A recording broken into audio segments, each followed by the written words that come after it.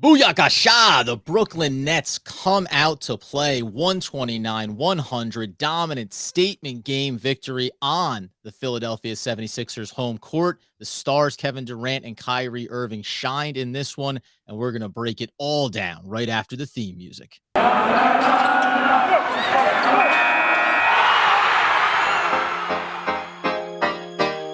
You are Locked On Nets, your daily Brooklyn Nets podcast. Part of the Locked On Podcast Network, your team every day.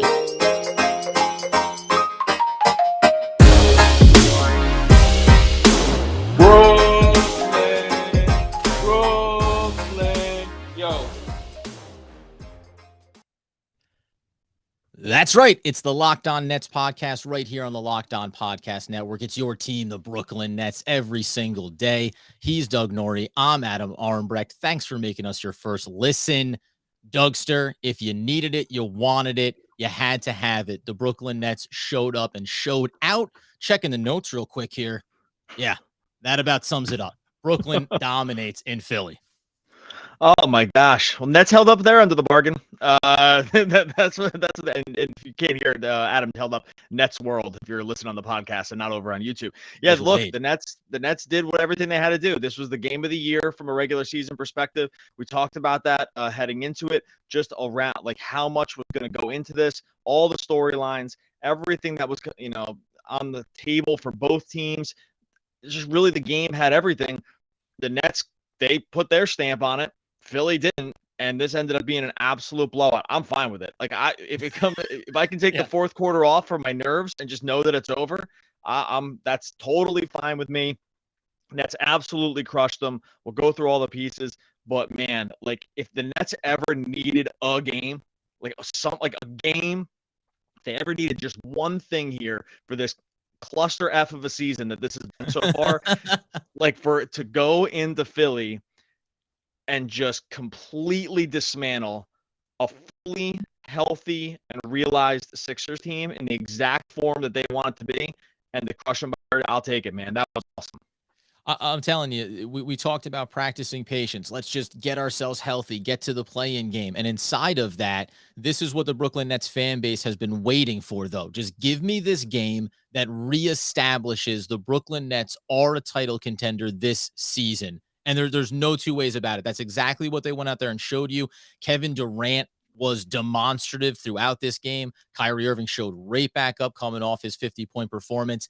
There is nothing about this from top to bottom, by the way, from everyone on the court and to the coaching staff on the bench. There is nothing about this game that you cannot look at as a Brooklyn Nets fan or as a team in the East and say, we're coming if you're on our side of it. And if you're everyone else, you go, son of a, avoid the explicit tag here. These guys are going to be a real problem come playoffs. Yeah, if you're the other teams, you're just hoping at this point the max mandate stays on, because otherwise, like that's finally that as we get down to the end of the season, that ends up becoming sort of like the only real weakness at this point for the team is like this thing, because otherwise, they didn't even have Simmons tonight. He sits on the bench, obviously. Really took a lot of arrows from the crowd, both before the game and sort of during. Although by the time it was over, most of them had left because by the fourth quarter because the game was over. But they didn't even have Simmons here. They're going against Harden. We'll talk about the Harden piece here. Eventually, I don't think we need to start with it by any means. But when you look at this Nets team, you see that the big game stuff for Durant. As much as we thought that Durant slept walk through the last game against Charlotte, which it didn't matter, they killed him, so who cares? Right. Feel free to sleep through a game. And none of us were ever. If he's gonna take one off. Yeah, but fine, whatever. Yeah. Because here's the thing: what you'll never doubt is Kevin Durant, and I think to some degree Kyrie, but definitely Durant. You'll never doubt that when it actually matters, this guy is absolutely going to bring. There will be no shrinking at all. No. Like we saw in the playoffs last year, we've seen his entire career. The guy rises to the moment. And this was just another game. It's it's just us on TNT against a guy, an Embiid that I jawed with earlier in the season, against a guy who wanted to leave my team to go over here and play with another squad. Okay, that's the deal. Great. Good luck. 10 for 17, 25 points, 14 rebounds, 7 assists in 32 minutes, a plus 34. They had no answer for him. He was amazing. And when the chips are on the line, it's like there's no other player in the NBA you want more than Kevin Durant. No, and Philadelphia doesn't have an answer for Kevin Durant. No, not many teams do, but they didn't have any way to slow him down. And then you talk about Kyrie Irving. I think Kevin Durant is the more visibly engaged in a game as far as being locked in, having that mentality, getting into Embiid's face after a couple of possessions, took Oh, it's some awesome. really hard fouls physically on the defensive end and got himself back up after those. Kyrie Irving, you couldn't tell if this guy was playing in a preseason game, a pickup game, or if he was playing in game 7 of the finals. But he gives you in just, by the way, 30 minutes, 8 of 17, 5 of 11 from deep, 22 points to go along with the 5 assists, the 4 rebounds, a steal in there, 2 blocks in there, just in case you want to have a little extra on top. Again, tell me when we talk about the trade and what it was going to look like, and Philly wants to hang out into Maxey and to Thibault, those guys flat out didn't matter in this one. It was about the star talent, and then we'll get into Brooklyn's supporting cast. But Kyrie Irving and Kevin Durant from tip off, it was let's go. You want the sample size? You want a playoff vibe, which now the Nets have been engaged in for feels like 4 or 5 games now, have felt like playoff level intensity from both teams. We even talked about it in Charlotte, even though they were getting blown out, never gave in on it.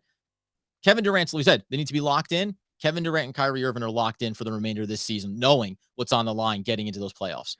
We talked about going into this game that like the where the Nets could struggle is on the defensive end, right? Because they didn't have some specific matchups that could cause them problems. Yeah. But what we also talked about was that this version of the Nets team, it has to be all in on offense, right? Like they have to be all in on offense, because if they're going to give away certain matchups on the defensive end with this personnel, then what they have to do is dare you to outscore them. And like they did some really, really nice defensive things. We'll talk about that in a little bit. But on the offensive end, you saw it from the early. They're like, we're going to move the ball. We're going to get open shooters, which they in the first quarter, when they really just kind of we're going to keep our foot on the gas. We're going to try to get out in transition. We're going to try, because actually that's Philly can lose the transition game just with their personnel. And we're going to just keep the pace up here and just continue to make it so that when you come back down the court, you're going to feel like you have to score. Mm-hmm. Like that is a gift. Like that is a defense. That's almost like a defensive strategy. Putting a team in a place where they feel like if they don't score on nearly every possession, like that is going to be a problem for them. Right. And like that can add extra pressure to you on the offense, to opponents on the offensive end. I think we really saw that when they come, when the Nets, when they came out, like, I'm sorry, I'm stumbling. I'm so excited. My adrenaline, by the way, is like popped off here. Like we're coming at this right after the game. I'm actually buzzing. Caught fatigue like in the third quarter for how jacked up I was in the first half. I was like, I was on full tilt there, just in pure enjoyment, like pure pleasure mode. But I was like, I was so on tilt, I almost got into a bit of like a lull. It's like I had a sugar crash in the third quarter for a little bit, but I'm good now. I'm good now. So anyway, I got my thoughts formulated now. So what they're trying to do to you is that when the pressure is on you to keep pace, that is like almost like a defensive strategy. It ends up just kind of working. I don't think the Nets think about that thing, but you can see it happening. And when you see that Kevin Durant has not hit anything but the bottom of the net for his first like 6 shots, and Kyrie too, where it's like, this is a game where neither of these guys are going to miss. That pressure becomes very real, because you cannot waste possessions at that point. Because this is a good defensive Philly team. They hung 69 on them in the first half. And that the pressure around that piece becomes a very difficult proposition for opponents. And I think, if we can keep these guys together, this is what you're going to see for the rest of the year, because it is just an absolute offensive onslaught. And that's what they gave the Sixers. And to clarify or crystallize that point, especially when you look and you see, and maybe we'll get to Harden, but he had an off night. That's fine. But the pressure is not only on Embiid and on Harden, but then it's on the supporting cast for the 76ers. Right now, it's about, hey, if our superstars, if it doesn't look like it's clicking for both of them, now we need to dial this up. Tobias Harris has to step up. But you look at Maxey, he has to step up, right? You start to look around that roster and say, who's going to pick up the slack here? And supporting cast, it's a lot different when you are those players saying, we need to get some scores here to maintain the pace with Brooklyn, as opposed to the other way around, which we'll talk about in a second. When Kevin Durant and Kyrie Irving are fully locked in, then every other member of the team goes, I just get to pour it on now. This isn't Yeah. about me carrying the load. This is just about me looking at what Kevin Durant's doing, looking at what Kyrie Irving's doing, and saying, yeah, I can be a part of that. I can be a part of that process throughout the rest of this game. We'll talk about that supporting cast here in a second and how much I think we can really take away from the balancing that this roster has now created post-trade. Yeah, okay. First, we'll talk about our friends over at BetOnline. It's that time of year. College basketball, it's a big tournament. It's finally upon us. You know what I'm talking about. It gets into March here, and we just get into some real good basketball action between the NBA, college basketball. It's all there for you on betonline.net, your number one source for all your sports betting needs and info. BetOnline, it's the best spot for sports scores, podcasts, and news this season. Not just basketball. BetOnline's a continued source for all your sports wagering information needs, including live betting, your favorite Vegas casino games. Go get in on that. Got hockey over there, MLB coming back, UFC fight nights. It's all there for you over at betonline.net. Head on over to the website today. You can learn more about the trends and action. BetOnline, where the game starts. All right, so when we talk about what else we can learn from this game from a Brooklyn Nets perspective, let's stay on the offensive end and talk about obviously the biggest supporting cast member in this one, who was Seth Curry from an offensive standpoint, gave you an absolute performance. Revenge game. We didn't even know. Seth Curry back in Philly looking to make a bit of a statement.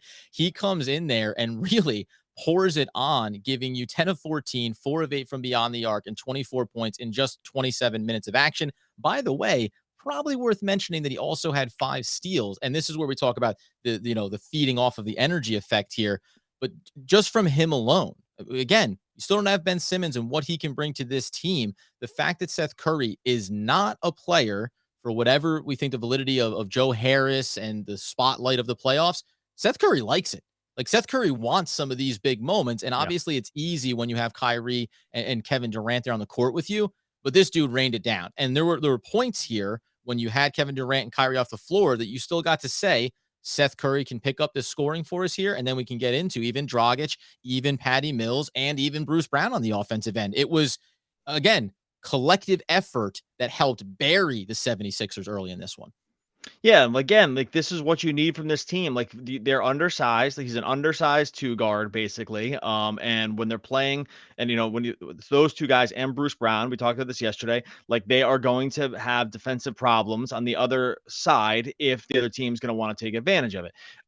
But what the trade-off is always going to be that if it's going to be very, very difficult for other teams to defend against guys who, now I'm going to call Seth Curry a 3-level scorer. They have 3 3-level scorers on offense when they start the game, obviously in Durant, Irving, and then Seth. And when you have that and you can work your way into the lane, the spacing just gets better, and you're just going to be able to take away some of the pieces of the defense that they're trying to do, because they tried to blitz Durant a lot. They tried to pressure high as much as possible. The Nets were able to get out of that pretty easily most times, through a number of different personnel looks. Like Claxton was great about this. We'll talk about him. But when that happens, when you're going to sell out, if you're going to sell out against these primary ball handlers, like the top, like mostly KD they did too, but Kyrie too, then if you have a third scorer there, then that scorer can make you pay. This is what happens, because they're just going to get good looks. There's just no way around it. The math just works in your favor. For every extra defender you throw at somebody else, someone else becomes that much more wide open. This is not rocket science, right? This is the devil's bargain that teams are try to make when they play against Nets, and really what everyone does when they play against singular offensive talents is hey, it's the old adage, we can't let them beat us, right? We've heard this forever in sports. We won't let those guys beat us. Okay, I mean, there's some validity to that. The problem is when you have a guy like Seth Curry who wants to shot in front of his former team and his father-in-law and all this other stuff, and Doc Rivers, if he's going to make his shots, you're screwed. And that's just kind of what it is. And you're going to have a hard time keeping pace. He was great. Knocked down a triple and literally trolled the entire Philadelphia 76ers bench on one of his lapbacks. I mean, he was willing to feed into it. And to your point, 4 of 8 from beyond the arc, 6 of 6 from everywhere else on the floor in this game. He stepped into that mid-range game. The Nets are the best mid-range shooting team in the league. And the fact that Seth Curry can do it at all 3 levels and lean into that helps create that balance offensively for him. That's that. There's a couple other guys I think had nice offensive games, but let's go ahead and say the most important one after the stars was Seth Curry. Defensively, though, and really where this game started out, obviously, at one point, Embiid had been to the line 15 times, had only taken 3 or 4 shots from the floor. Now, I think, again, coming in, you're going to struggle with that matchup. But I also think we said at the top, this was a great job by Steve Nash. You live with that. I think you live with those results of, hey, you want to come down the lane. You want to be bigger and more physical than us. I thought that Drummond did a nice job, at least bothering Embiid. What I mean by that is frustrating him, just annoying him in a general sense. That was the first way that they went with. And then you combine that, we can get into Claxton here in a minute. But did you get the sense that while it maybe didn't look so great in the box score, how many times Embiid was getting to the line often? At one point, it was 17 free throw attempts for Embiid, 17 for the Brooklyn Nets. But when you see how you're up by 20, 30 points and nobody else is finding the rhythm, I think you live with that. And I think the Nets would live with that in a 7-game series against Philly as well. Yeah, so they had what seemed to be, and I'm actually excited to watch this one again, Yeah. because I think there was like some specific defensive things that they were throwing at him. The things we saw early were they were clearly he got an extra body every time. Like every single time he got the ball was as much as they could. They brought an extra defender whenever possible, and I think they had marching orders to say be as physical as possible. Like be like not dirty, but you are if foul trouble happens, it happens. We saw, and the reason I think that was the case was two things. One, it was very clear that like they were just very physical with them. They fouled them every time. No one complained. Like no one was ever complaining about the fouls. Right. These are fouls, friends. Everyone knew they were fouls. Like they were getting, it was almost every single time. And you even saw like when Drummond picked up his third foul, they just kept him in. And that to me told me like, okay, this is the plan. The plan is to be as physical as possible with him, get him bothered, get him out of rhythm, get him so he's at least okay, he can be at rhythm at the foul line, but he's not going to be in rhythm on offense. Right. And I think those become like two separate, like competing ideas. Like, is it great to send Joel Embiid to the line 19 times? No, obviously, because like a foul shot, is the second best shot basically besides a dunk in basketball. But if the whole thing is going to be out of whack because you're like, they're not getting into a flow of the offense. They're not getting any of the rhythm. He's not getting into momentum. There's no energy behind it. You know what I mean? There's no thunder dunks or whatever the stuff is. And there's no, like the ball can't ever really get rolling, so to speak. I think that kind of ended up winning partly for the Nets. Like, because it's like, yeah, it's not great to get to the line that many times, but you never felt like their offense was in any kind of flow. No, like it was just kind of just clunky and he went to the line. You said 15 and 19 from the line by the end of this one, 5 of 17 from the field, and only had 3 3-point attempts. And we know that Embiid is capable of hitting those. And in the flow of the game, when you're getting out in transition and at pace, you certainly can find him trailing at the top of the arc and getting some easy looks out there. Before we go and talk about how the Nets defended against James Harden, the other than next layer was the two pieces I think to touch on here was one. You had Bruce Brown, and you talk about that help defense, giving that extra body down on Joel Embiid. I mean, again, all you can do is applaud Bruce Brown. He's in undersized mismatches, even if he has to play James Harden. Every matchup he has, he's undersized. He picked up, to your point about fouls, he picked up 4 in the first half, and they hung with him there. He was able to come back in the second half and be effective. And then the other player that they utilized, and I was absolutely blown away by this in the moment, I was surprised by it. Nicholas Claxton gave you you talk about big moments for players in their young careers. Nicholas Claxton played smart defense on Joel Embiid. He didn't walk in there and say, I'm going to try to, against the guy that has 50 pounds on me, body up against him and keep him out of the lane. No, he used his quickness. He reached in. He disrupted Joel Embiid's rhythm when he was trying to back him down. He slapped the ball away a couple of times. He picked up fouls later in the game. I thought that Nicholas Claxton was a great second wave. I was surprised that they went with him and used him like that. But kudos to Claxton. He stepped up in this one. And this is, again, the theme of every single supporting cast member did their job very well in this game. And he's completely undersized when it comes to Embiid, but he did a couple key things that he didn't do.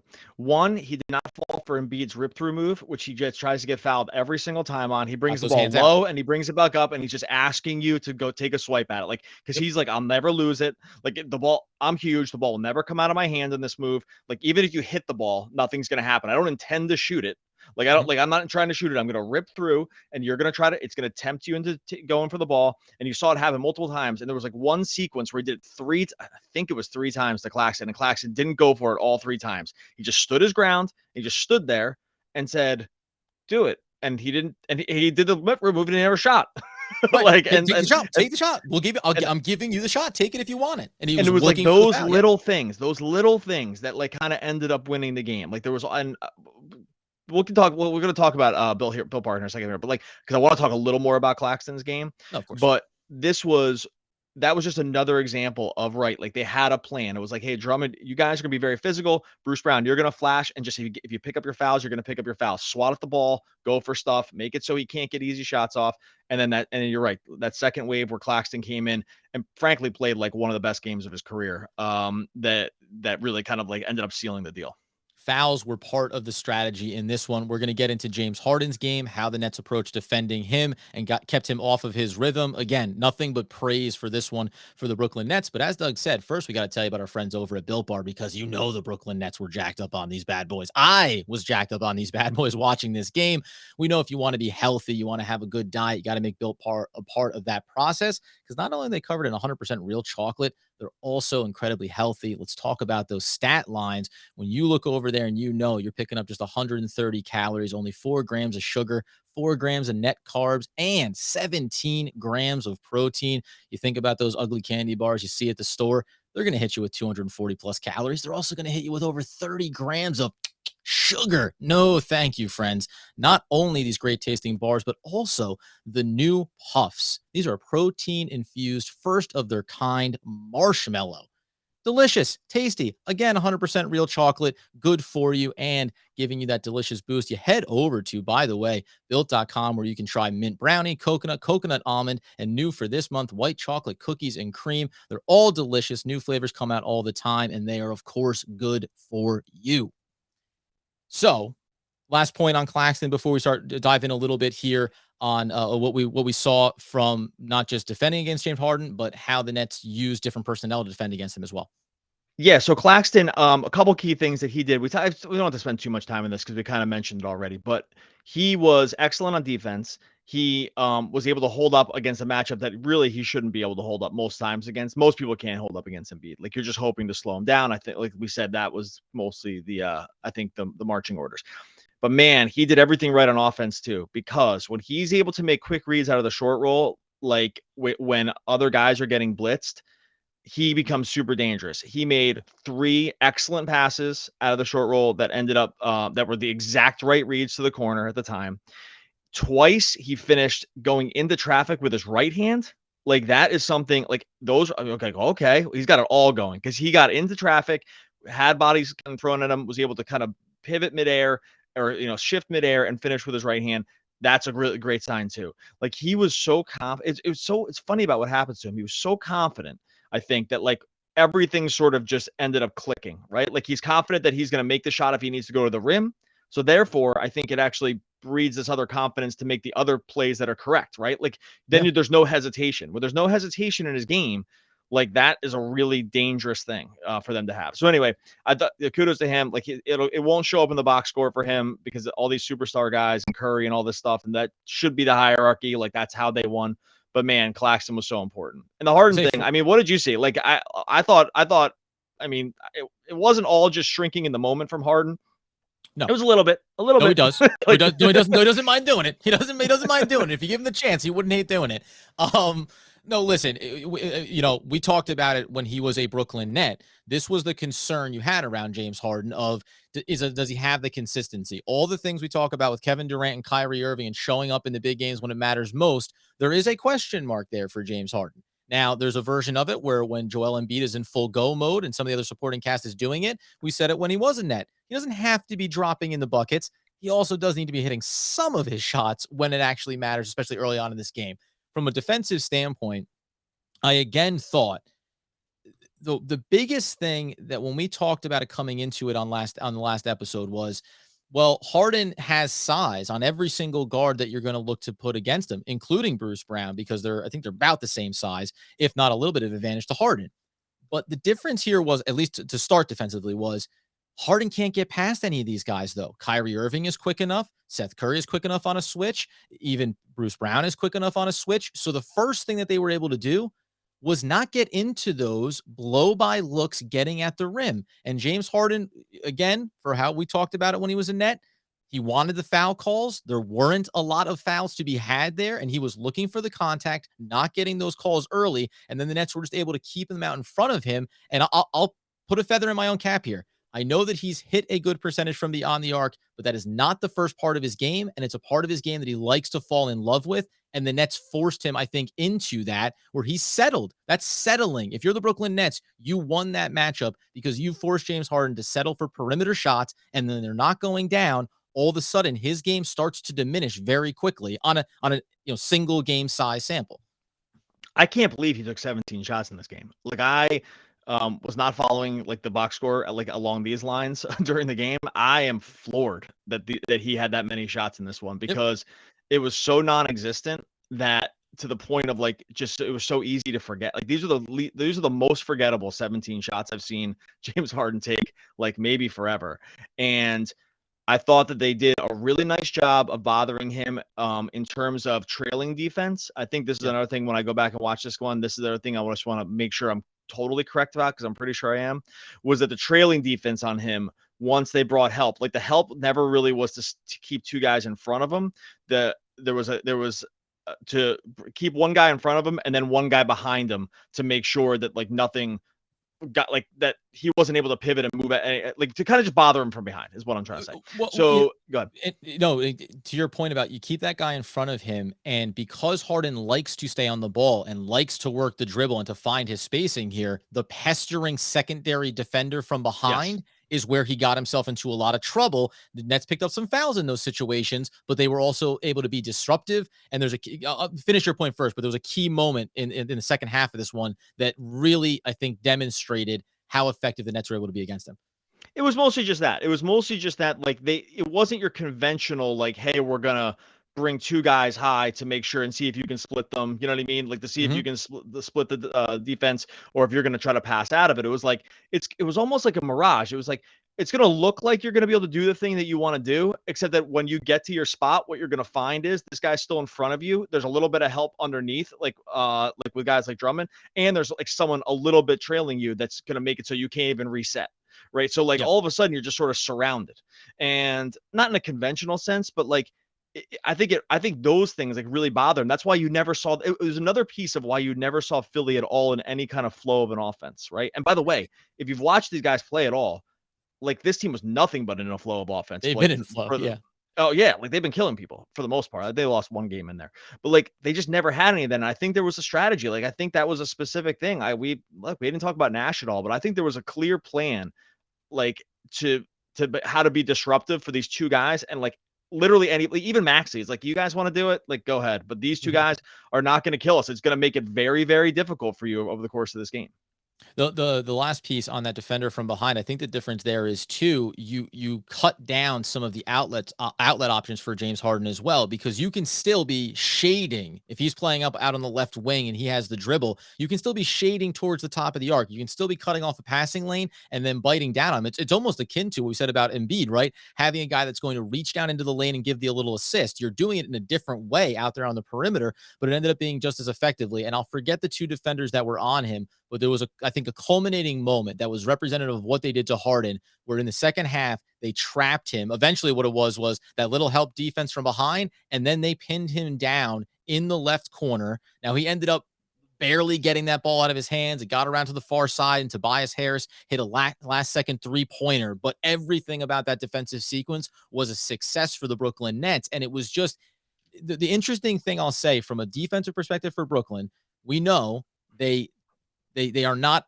going to look at their defense as being the hallmark of what they do. And yet they still have enough speed and quickness and desire on that end of the court that they kind of have this frenzied fluster you pace to their defensive attitude that when they dial it up, at least for a handful of key possessions, they can really throw you out of your rhythm. And then you're looking to your third and even fourth option. And if they beat you, like you said, if Maxey's going to beat us, okay, so be it. But we've done our job because we've frustrated Joel Embiid in this game, and now we've completely taken James Harden out of this game. We've eliminated one of the two most dangerous weapons. We've taken a superstar completely off the court in this one.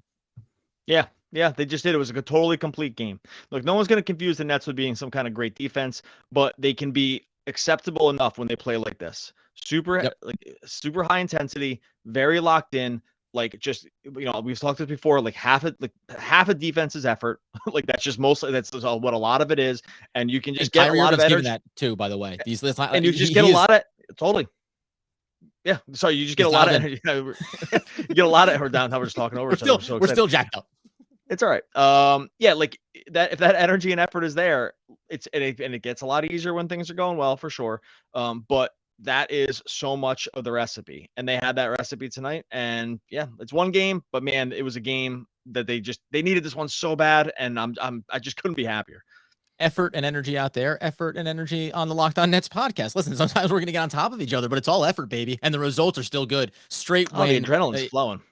It only counts for one, but it feels like it counts for a lot more. And when we come back in here next week, I'll start to lay out the landscape of how the Brooklyn Nets can be attacking the Eastern Conference standings and really making themselves dangerous going forward. All right, go over to YouTube. Check out Adam and I just buzzing over on this video for sure. You can subscribe to the Locked On Nets YouTube channel. I'll put the link in the show notes. Appreciate all the comments, the likes, the followers. Everything's been going great over there. Podcast too. Really just so appreciative. These are the ones that this is why you do it, man. These games like this. So make sure you like and subscribe over on the Locked On Nets YouTube and listen or follow wherever you listen to podcasts. Hey, Philly, who do you think you are? I am Pete Weber. Oh, one of the all-time great poets. We will be back again next week talking more Brooklyn Nets basketball.